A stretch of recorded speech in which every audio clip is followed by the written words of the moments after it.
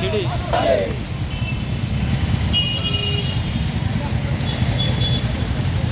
మనకి అన్న మీరు ముంగడ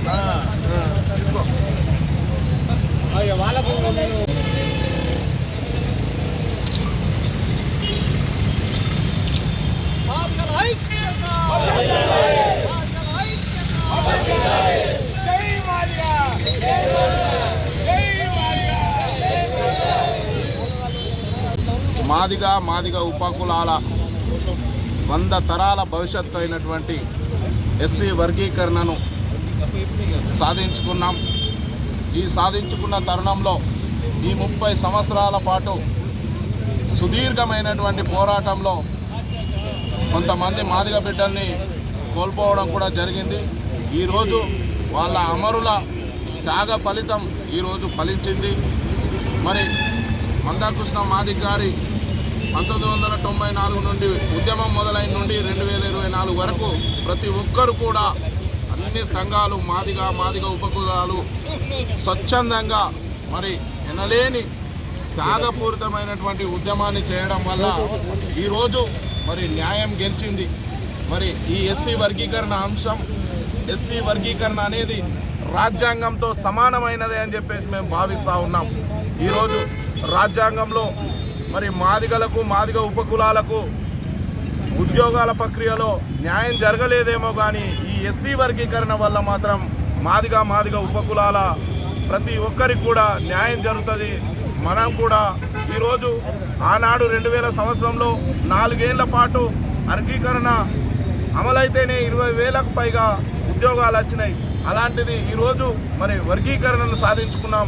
మాదిగ ఉపకులాల భవిష్యత్తు మరి బాగుంటుందని చెప్పేసి ఈ సందర్భంగా మరి ఇన్నేళ్ల ఉద్యమంలో మరి మాకు కలిసి వచ్చినటువంటి విలేకరులకు కానీ, బయట దళిత ఏతరులు కానీ, బీసీలు కానీ ఉద్యమానికి మద్దతు ఇచ్చిన ప్రతి ఒక్కరికి కూడా ఈ సందర్భంగా మేము వాళ్ళందరికీ కృతజ్ఞతలు తెలియజేస్తూ ఉన్నాం. 30 సంవత్సరాలుగా యావత్ మాదిగ జాతి, మాదిగ ఉపకులాలైనటువంటి అనేక కులాలు ఎదురు చూస్తున్నటువంటి సందర్భం లోపల అనేక పోరాటాలు చేసిన సందర్భాల్లో దాదాపు 60 మంది ప్రాణాలను బలిచ్చారు.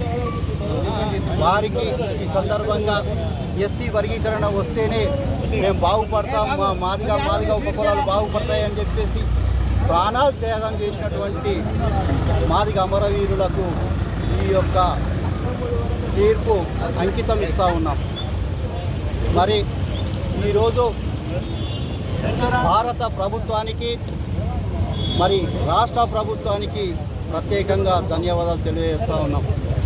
మరి నిన్న మోడీ ఏదైతే తెలంగాణ అసెంబ్లీ జరుగుతున్న సందర్భం లోపలనే ఈ యొక్క సుప్రీంకోర్టు తీర్పు రావడం, ఆ సుప్రీంకోర్టులో ఉన్నటువంటి చంద్రచూడ్ గారు అనేక మంది జడ్జిలు వచ్చి కూడా సహజమైనటువంటి నిర్ణయం తీసుకోకుండా మరి చంద్రచూడ్ గారు ఏదైతే నిర్ణయం తీసుకున్నారో వారికి మేము ప్రత్యేక ధన్యవాదాలు తెలియజేస్తూ ఉన్నాం.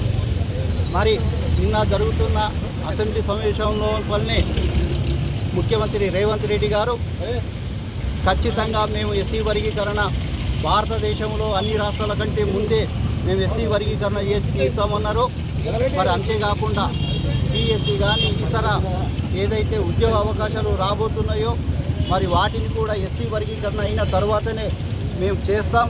ఖచ్చితంగా ఏదైతే రిక్రూట్మెంట్ చేస్తామో అది ఎస్సీ వర్గీకరణ ఆర్డినెన్స్ తీసుకొచ్చిన తర్వాతనే రిక్రూట్మెంట్ చేస్తామనడం చాలా సంతోషించదగ్గ విషయం. కానీ అంతటితో ఆగకుండా మరి ఏదో మాదిగలను ఏదో మభ్యపెట్టడానికో ఇంకా ఇతరత్ర ఆలోచనలతోటి మరి ఆ యొక్క మాటలంటే మరి రాష్ట్ర ప్రభుత్వం దాన్ని మార్చుకోవాలా.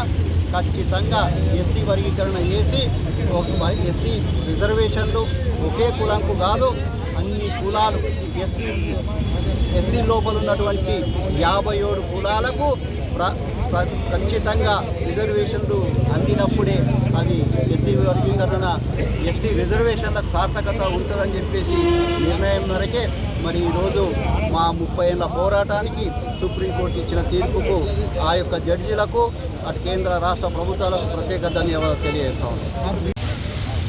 సుప్రీంకోర్టు సాధారణంగా తీర్పిచ్చిందో అది హిస్టారికల్ జడ్జిమెంట్, చరిత్రాత్మక తీర్పు. ఈ తీర్పు తొందరగా అమలు చేయాలి, అన్ని రాష్ట్రాలు అమలు చేయాలి అన్నాడు నరేంద్ర మోడీ గారు. కూడా శ్రీకృష్ణ గారికి వాగ్దానాన్ని అతను నిలబెట్టుకున్నాడు. అతని యొక్క సహాయ సహకారాలు భారతీయ జనతా పార్టీ సహాయ సహకారాలు పూర్తిగా ఉంటాయి. అన్ని రాష్ట్రాలకు అతి తొందరగా దీన్ని అమలు చేయాలా. చంద్రబాబు నాయుడు గారు మరి రేవంత్ రెడ్డి గారు కూడా తొందరగా అమలు చేస్తామన్నారు. వారికి కూడా మనం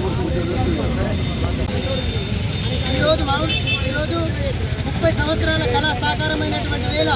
ఎందుకంటే ఎన్నో సంవత్సరాలుగా మాదిగ ఉపకులాలు అనేకమైనటువంటి కష్ట నష్టాలకు ఓర్చి వారు చేస్తున్నటువంటి ఉద్యమానికి ఈరోజు అక్షర రూపం ఇచ్చినటువంటిది ఈరోజు మన సుప్రీంకోర్టు, భారత అత్యున్నత న్యాయస్థానం సుప్రీంకోర్టు ఇచ్చినటువంటి ఈ తీర్పు చాలా హర్షణీయమైనది. ఎందుకంటే మాదిగ ఉపకులాల్లో ఆనందాన్ని నింపినటువంటి ఈ సందర్భం చాలా గొప్పదని చెప్పేసి మేమందరం చాలా ఆనందంతో మా ఆనందాన్ని వ్యక్తం చేస్తున్నాం. ఎందుకంటే మాదిగలు అనేకమైనటువంటి కష్టాలను అనుభవిస్తున్నారు. వారికి రావాల్సినటువంటి హక్కులు రావడంలో వెనుకబడిపోతున్నారు. ఆ హక్కుల సాధన కోసం చేస్తున్నటువంటి ఈ ప్రయత్నంలో 3 దశాబ్దాల ఈ ప్రయత్నంలో ఎంతోమంది ఎన్నో పార్టీలు కూడా మాకు సహకరించినాయి. అదేవిధంగా ముఖ్యంగా ఈ క్రెడిట్ అంతా కూడా దళిత ముద్దుబిడ్డ అయినటువంటి మన ఎంఆర్పిఎస్ నాయకుడు అయినటువంటి మందకృష్ణ మాదిగన్నకు ఖచ్చితంగా చెందుతుందని చెప్పేసి మేము అనుకుంటున్నాం. ఎందుకంటే అతను ముందు నుంచి మా దళిత మాదిగ ఉపకులాల కోసం చేస్తున్నటువంటి ప్రయత్నం ఆయన